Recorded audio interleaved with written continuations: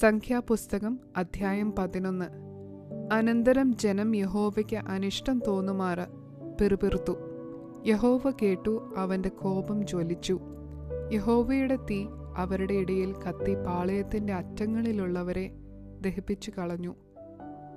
ജനം മോശയോട് നിലവിളിച്ചു. മോശ യഹോവയോട് പ്രാർത്ഥിച്ചു. അപ്പോൾ തീ കെട്ടുപോയി. യഹോവയുടെ തീ അവരുടെ ഇടയിൽ കത്തുകയാൽ ആ സ്ഥലത്തിന് തബേര എന്ന് പേരായി.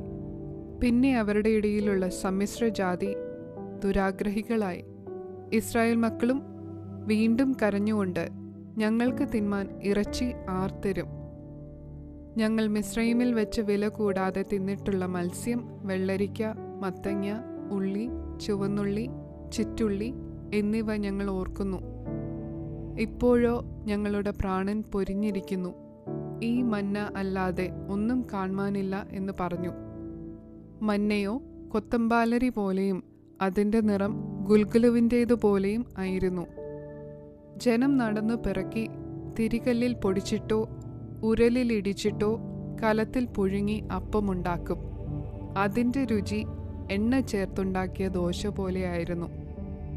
രാത്രി പാളയത്തിൽ മഞ്ഞു പൊഴിയുമ്പോൾ മന്നയും പൊഴിയും.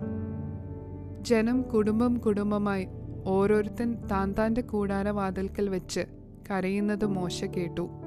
യഹോവയുടെ കോപം ഏറ്റവും ജ്വലിച്ചു. മോശയ്ക്കും അനിഷ്ടമായി. അപ്പോൾ മോശ യഹോവയോട് പറഞ്ഞത്, നീ അടിയനെ വലച്ചതെന്ത്? നിനക്ക് എന്നോട് കൃപ തോന്നാതെ ഈ സർവ്വജനത്തിൻ്റെയും ഭാരം എൻ്റെ മേൽ വെച്ചതെന്ത്? മുല കുടിക്കുന്ന കുഞ്ഞിനെ ഒരു ധാത്രി എടുക്കുന്നത് പോലെ ഞാൻ അവരെ നീ അവരുടെ പിതാക്കന്മാരോട് സത്യം ചെയ്ത ദേശത്തേക്ക് എൻ്റെ മാറത്തെടുത്തുകൊണ്ട് പോകണമെന്ന് എന്നോട് കൽപ്പിപ്പാൻ ഈ ജനത്തെയൊക്കെയും ഞാൻ ഗർഭം ധരിച്ചുവോ? ഞാൻ അവരെ പ്രസവിച്ചുവോ? ഈ ജനത്തിന് ഒക്കെയും കൊടുപ്പാൻ എനിക്ക് എവിടെ നിന്ന് ഇറച്ചി കിട്ടും? അവർ ഇതാ, ഞങ്ങൾക്ക് തിന്മാൻ ഇറച്ചി തരിക എന്നെന്നോട് പറഞ്ഞു കരയുന്നു. ഏകനായി ഈ സർവ്വജനത്തെയും വഹിപ്പാൻ എന്നെക്കൊണ്ട് കഴിയുന്നതല്ല. അത് എനിക്ക് അതിഭാരമാകുന്നു. ഇങ്ങനെ എന്നോട് ചെയ്യുന്ന പക്ഷം ദയ വിചാരിച്ച് എന്നെ കൊന്നു കളയണമേ. എൻ്റെ അരിഷ്ടത ഞാൻ കാണരുതേ. അപ്പോൾ യഹോവ മോശയോട് കൽപ്പിച്ചത്, ഇസ്രായേൽ മൂപ്പന്മാരിൽ വെച്ച് ജനത്തിന് പ്രമാണികളും മേൽവിചാരകന്മാരും എന്ന് നീ അറിയുന്ന 70 പുരുഷന്മാരെ സമാഗമന കൂടാരത്തിനരികെ നിന്നോടുകൂടെ നിൽക്കേണ്ടതിന് എൻ്റെ അടുക്കൽ കൂട്ടിക്കൊണ്ടുവരിക. അവിടെ ഞാൻ ഇറങ്ങി വന്ന് നിന്നോട് അരുളിച്ചെയ്യും. ഞാൻ നിന്റെ മേലുള്ള ആത്മാവിൽ കുറേയെടുത്ത് അവരുടെ മേൽ പകരും. നീ ഏകനായി വഹിക്കാതിരിക്കേണ്ടതിന് അവർ നിന്നോടുകൂടെ ജനത്തിൻ്റെ ഭാരം വഹിക്കും. എന്നാൽ ജനത്തോട് നീ പറയേണ്ടത്, നാളത്തേക്ക് നിങ്ങളെ തന്നെ ശുദ്ധീകരിപ്പീൻ. എന്നാൽ നിങ്ങൾ ഇറച്ചി തിന്നും. ഞങ്ങൾക്ക് തിന്മാൻ ഇറച്ചി ആർത്തരും? മിസ്രയീമിൽ ഞങ്ങൾക്ക് നന്നായിരുന്നു എന്ന് നിങ്ങൾ പറഞ്ഞു യഹോവ കേൾക്കി കരഞ്ഞുവല്ലോ. ആകയാൽ യഹോവ നിങ്ങൾക്ക് ഇറച്ചി തരികയും നിങ്ങൾ തിന്നുകയും ചെയ്യും. 1 ദിവസമല്ല, 2 ദിവസമല്ല, 5 ദിവസമല്ല, 10 ദിവസമല്ല, 20 ദിവസവുമല്ല, 1 മാസം മുഴുവനും തന്നെ. അത് നിങ്ങളുടെ മൂക്കിൽ കൂടി പുറപ്പെട്ട് നിങ്ങൾക്ക് ഓക്കാനം വരുവോളം നിങ്ങൾ തിന്നും. നിങ്ങളുടെ ഇടയിലുള്ള യഹോവയെ നിങ്ങൾ നിരസിക്കുകയും ഞങ്ങൾ മിസ്രയീമിൽ നിന്ന് എന്തിനു പുറപ്പെട്ടു പോന്നു എന്ന് പറഞ്ഞ് അവൻ്റെ മുൻപാകെ കരയുകയും ചെയ്തിരിക്കുന്നുവല്ലോ. അപ്പോൾ മോശ, എന്നോടു കൂടിയുള്ള ജനം 6 ലക്ഷം കാലാൾ ഉണ്ട്. 1 മാസം മുഴുവൻ തിന്മാൻ ഞാൻ അവർക്ക് ഇറച്ചി കൊടുക്കുമെന്ന് നീ അരുളി ചെയ്യുന്നു. അവർക്ക് മതിയാകും വണ്ണം ആടുകളെയും മാടുകളെയും അവർക്ക് വേണ്ടി അറുക്കുമോ? അവർക്ക് മതിയാകും വണ്ണം സമുദ്രത്തിലെ മത്സ്യത്തെ ഒക്കെയും അവർക്ക് വേണ്ടി പിടിച്ചു കൂട്ടുമോ എന്ന് ചോദിച്ചു. യഹോവ മോശയോട്, യഹോവയുടെ കൈ കുറുതായി പോയോ? എൻ്റെ വചനം നിവൃത്തിയാകുമോ ഇല്ലയോ എന്ന് നീ ഇപ്പോൾ കാണും എന്ന് കൽപ്പിച്ചു. അങ്ങനെ മോശ ചെന്ന് യഹോവയുടെ വചനങ്ങളെ ജനത്തോട് പറഞ്ഞു. ജനത്തിൻ്റെ മൂപ്പന്മാരിൽ 70 പുരുഷന്മാരെ കൂട്ടി കൂടാരത്തിൻ്റെ ചുറ്റിലും നിർത്തി. എന്നാറെ യഹോവ ഒരു മേഘത്തിൽ ഇറങ്ങി അവനോട് അരുളി ചെയ്തു. അവന്മേലുള്ള ആത്മാവിൽ കുറേയെടുത്ത് മൂപ്പന്മാരായ ആ 70 പുരുഷന്മാർക്ക് കൊടുത്തു. ആത്മാവ് അവരുടെ മേൽ ആവസിച്ചപ്പോൾ അവർ പ്രവചിച്ചു. പിന്നെ അങ്ങനെ ചെയ്തില്ല താനും. എന്നാൽ ആ പുരുഷന്മാരിൽ 2 പേർ പാളയത്തിൽ തന്നെ താമസിച്ചിരുന്നു. ഒരുത്തന് എൽദാദ് എന്നും മറ്റവന് മേദാദ് എന്നും പേർ. ആത്മാവ് അവരുടെ മേലും ആവസിച്ചു. അവരും പേരെഴുതിയവരിൽ ഉള്ളവർ ആയിരുന്നു, എങ്കിലും കൂടാരത്തിലേക്ക് ചെന്നിരുന്നില്ല. അവർ പാളയത്തിൽ വെച്ച് പ്രവചിച്ചു. അപ്പോൾ ഒരു ബാല്യക്കാരൻ മോശയുടെ അടുക്കൽ ഓടിച്ചെന്നു, എൽദാദും മേദാദും പാളയത്തിൽ വെച്ച് പ്രവചിക്കുന്നു എന്നറിയിച്ചു.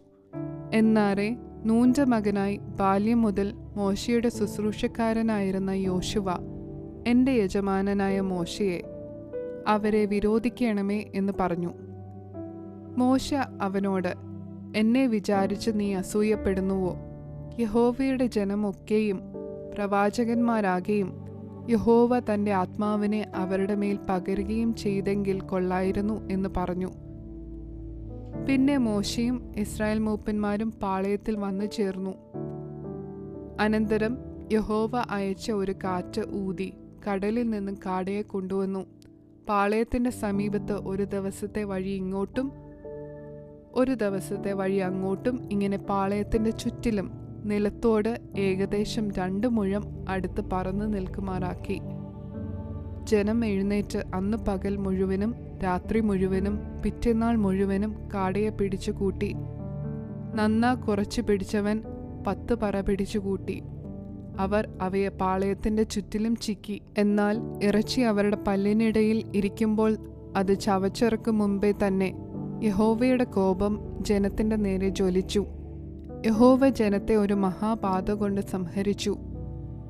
ദുരാഗ്രഹികളുടെ കൂട്ടത്തെ അവിടെ കുഴിച്ചിട്ടതുകൊണ്ട് ആ സ്ഥലത്തിന് കിബ്രോത്ത് ഹത്താവ എന്ന് പേരായി. കിബ്രോത്ത് ഹത്താവ വിട്ട് ജനം ഹസരോത്തിലേക്ക് പുറപ്പെട്ടു ചെന്ന് ഹസരോത്തിൽ പാർത്തു.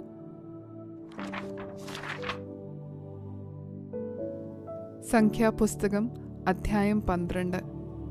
മോശ ഒരു കൂശ്യ സ്ത്രീയെ വിവാഹം ചെയ്തിരുന്നതുകൊണ്ട് കൂശ്യ സ്ത്രീ നിമിത്തം മിര്യാമും അഹരോനും അവന് വിരോധമായി സംസാരിച്ചു.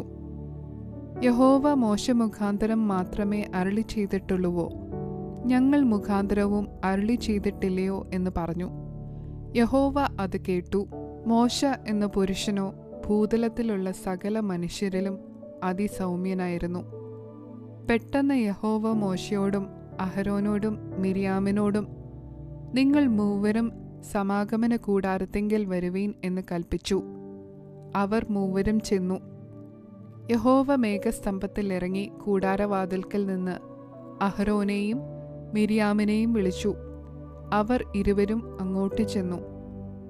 പിന്നെ അവൻ അരുളി ചെയ്തത്, എൻ്റെ വചനങ്ങളെ കേൾപ്പീൻ. നിങ്ങളുടെ ഇടയിൽ ഒരു പ്രവാചകനുണ്ടെങ്കിൽ യഹോവയായ ഞാൻ അവന് ദർശനത്തിൽ എന്നെ വെളിപ്പെടുത്തുകയും സ്വപ്നത്തിൽ അവനോട് അരുളി ചെയ്യുകയും ചെയ്യും. എൻ്റെ ദാസനായ മോശയോ അങ്ങനെയല്ല. അവൻ എൻ്റെ ഗ്രഹത്തിലൊക്കെയും വിശ്വസ്തനാകുന്നു. അവനോട് ഞാൻ അരുളി ചെയ്യുന്നത് മറപൊരുളായിട്ടല്ല, അഭിമുഖമായിട്ടും സ്പഷ്ടമായിട്ടുമത്രേ. അവൻ യഹോവയുടെ രൂപം കാണുകയും ചെയ്യും. അങ്ങനെയിരിക്കെ നിങ്ങൾ എൻ്റെ ദാസനായ മോശയ്ക്ക് വിരോധമായി സംസാരിപ്പാൻ ശങ്കിക്കാഞ്ഞത് എന്ത്? യഹോവയുടെ കോപം അവരുടെ നേരെ ജ്വലിച്ചു. അവൻ മറഞ്ഞു. മേഘവും കൂടാരത്തിന്മേൽ നിന്ന് നീങ്ങിപ്പോയി. മിര്യാം ഹിമം പോലെ വെളുത്തു കുഷ്ഠരോഗിണിയായി. അഹരോൻ മിര്യാമിനെ നോക്കിയപ്പോൾ അവൾ കുഷ്ഠരോഗിണി എന്ന് കണ്ടു. അഹരോൻ മോശയോട്, അയ്യോ യജമാനനെ, ഞങ്ങൾ ഭോഷത്വമായി ചെയ്തുപോയ ഈ പാപം ഞങ്ങളുടെ മേൽ വെക്കരുതേ. അമ്മയുടെ ഗർഭത്തിൽ നിന്നും പുറപ്പെടുമ്പോൾ മാംസം പകുതി അഴുകിയിരിക്കുന്ന ചാപിള്ളയെപ്പോലെ ഇവൾ ആകരുതേ എന്ന് പറഞ്ഞു. അപ്പോൾ മോശ യഹോവയോട്, ദൈവമേ, അവളെ സൗഖ്യമാക്കണമേ എന്ന് നിലവിളിച്ചു. യഹോവ മോശയോട്, അവളുടെ അപ്പൻ അവളുടെ മുഖത്ത് തുപ്പിയെങ്കിൽ അവൾ 7 ദിവസം ലജ്ജിച്ചിരിക്കയില്ലയോ? അവളെ 7 ദിവസത്തേക്ക് പാളയത്തിനു പുറത്ത് അടച്ചിടണം. പിന്നത്തേതിൽ അവളെ ചേർത്തുകൊള്ളാം എന്ന് കൽപ്പിച്ചു. ഇങ്ങനെ മിര്യാമിനെ 7 ദിവസം പാളയത്തിനു പുറത്ത് ആക്കി അടച്ചിട്ടു. അവളെ വീണ്ടും അംഗീകരിച്ചതുവരെ ജനം യാത്ര ചെയ്യാതിരുന്നു. അതിൻ്റെ ശേഷം ജനം ഹസേരോത്തിൽ നിന്നും പുറപ്പെട്ട് പാരാൻ മരുഭൂമിയിൽ പാളയമിറങ്ങി.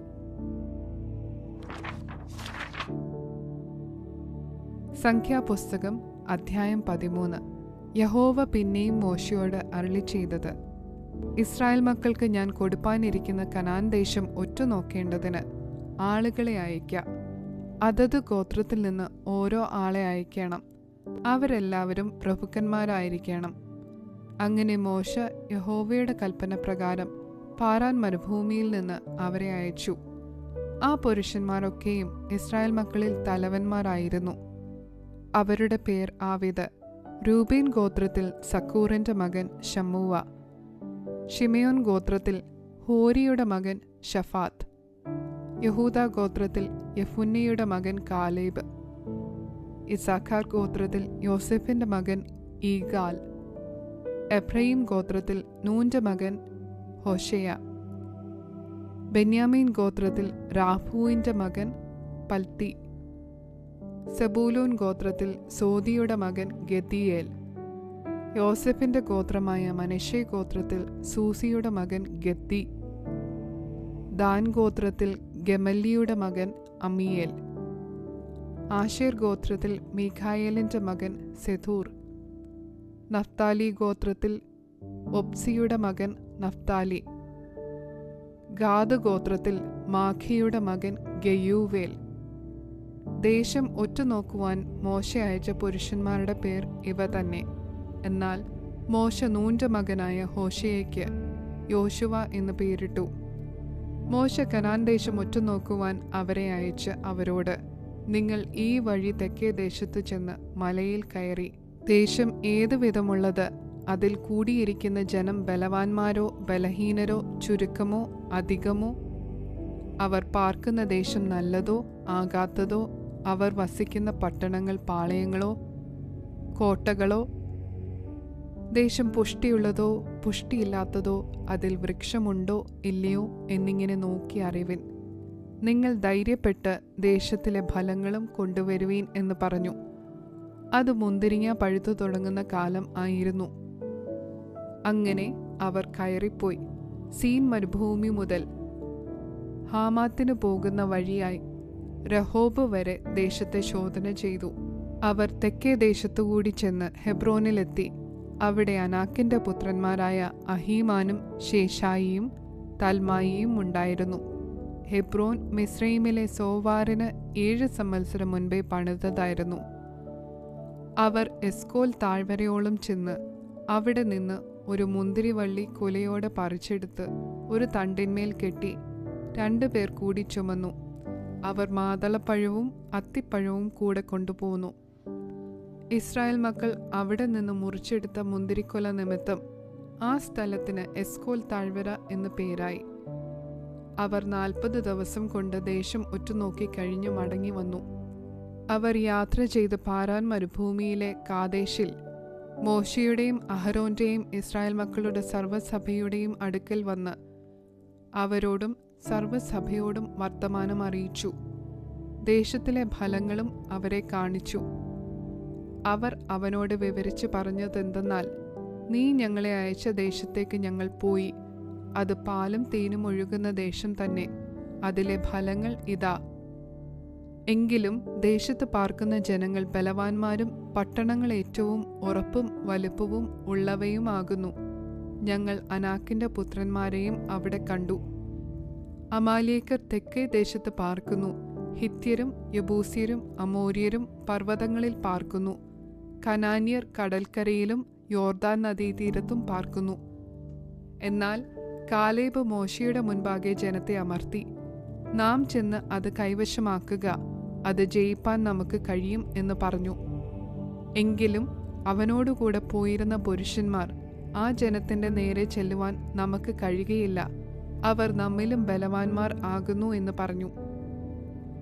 തങ്ങൾ ഒറ്റുനോക്കിയ ദേശത്തെക്കുറിച്ച് അവർ ഇസ്രായേൽ മക്കളോട് ദുർവർത്തമാനമായി പറഞ്ഞതെന്തെന്നാൽ: ഞങ്ങൾ സഞ്ചരിച്ച് ഒറ്റുനോക്കിയ ദേശം നിവാസികളെ തിന്നുകളയുന്ന ദേശമാകുന്നു. ഞങ്ങൾ അവിടെ കണ്ട ജനമൊക്കെയും അതികായന്മാർ. അവിടെ ഞങ്ങൾ മല്ലന്മാരുടെ സന്തതികളായ അനാക്യമല്ലന്മാരെയും കണ്ടു. ഞങ്ങൾക്ക് തന്നെ ഞങ്ങൾ വെട്ടുക്കിളികളെ പോലെ തോന്നി. അവരുടെ കാഴ്ചയ്ക്കും ഞങ്ങൾ അങ്ങനെ തന്നെയായിരുന്നു.